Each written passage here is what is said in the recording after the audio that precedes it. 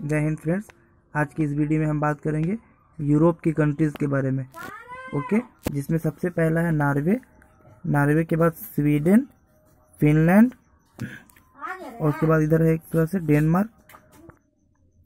Norway, Sweden, Finland, Denmark.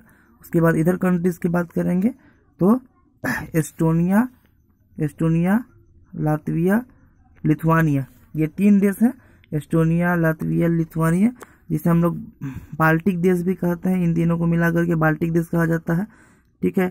उसके बाद रूस और यूक्रेन, इन दोनों में तो अभी युद्ध चल रहा है, सबको पता होगा 2 सालों से। तो ये भी यूरोप की कंट्रीज में आ जाता है। हालांकि रसिया जो है एशिया में भी आता है और यूरोप के मैप में भी आ जाता है। उसके बाद इधर और भी कंट्रीज की बात करते हैं। इसमें कौन कौन सा है? सबसे पहले इसमें आयरलैंड है, यूनाइटेड किंगडम है।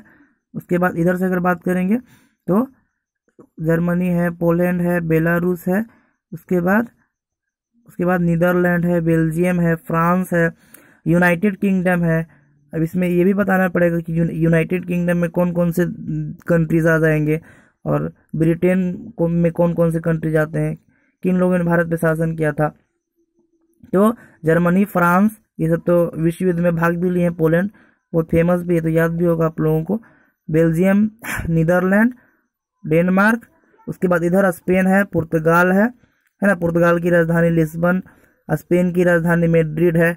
उसके बाद फिर इधर अगर आप बात करेंगे और भी कंट्रीज की, तो इसमें ऑस्ट्रिया है, क्रोएशिया है, इटली है। इटली के बाद आपका मतलब कि उसके बाद फिर क्रोएशिया हो गया, बोत्सवाना, अथवा हम जूम करके दिखा दे रहे हैं यहाँ पे, Bosnia, Herzegovina, Montenegro, Serbia, Bulgaria, Macedonia, Kosovo, Albania, Romania, ये सब कंट्रीज है। यहाँ पे ग्रीस है, मोल्डोवा, हंगरी है, हंगरी की राजधानी बुडापेस्ट, क्रोएशिया।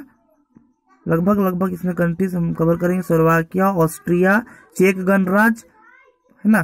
चेक गणराज्य के बाद पोलैंड है, जिसकी राजधानी वार्सा है, और फ्रांस की राजधानी पेरिस। ये सब याद रहना चाहिए आपको। और यूनाइटेड किंगडम, और इधर है आयरलैंड की राजधानी डबलिन है ना। और भी कंट्रीज इसमें, मतलब लगभग हम कंट्रीज को इसमें पूरा कर लिए हैं। तो इस तरह से आपको याद रहना चाहिए यूरोप की कंट्रीज के बारे में। ओके, अब ये समझते हैं कि किन लोगों ने भारत पर शासन किया था। तो चलिए यहाँ समझते हैं। देखिए, मैं आपको बताता हूँ। ब्रिटेन में 3 कंट्रीज आते हैं, इंग्लैंड और वेल्स एंड स्कॉटलैंड। तो ये तीनों मिला करके ब्रिटेन बनता है।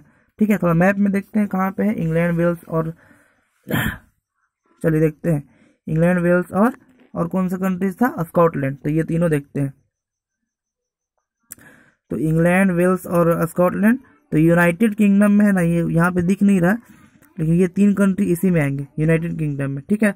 और इसको में एक और मतलब कि नॉर्थ आयरलैंड, जो ऊपर में आयरलैंड है, वो यहाँ पे जो आयरलैंड आपको दिख रहा है, इसका जो ऊपरी भाग नॉर्थ आयरलैंड का जो मतलब इसमें ऐड कर देते हैं, तो ये बनता है यूनाइटेड किंगडम। ठीक है। तो हम यहाँ पे लिख भी दे रहे हैं कि यूनाइटेड किंगडम में कौन कौन ऐड हो जाएगा, किसे कहेंगे, तो इंग्लैंड, वेल्स और स्कॉटलैंड और नॉर्थ आयरलैंड है ना। आयरलैंड का उत्तरी वाला भाग मिला करके ये यूनाइटेड किंगडम बनता है।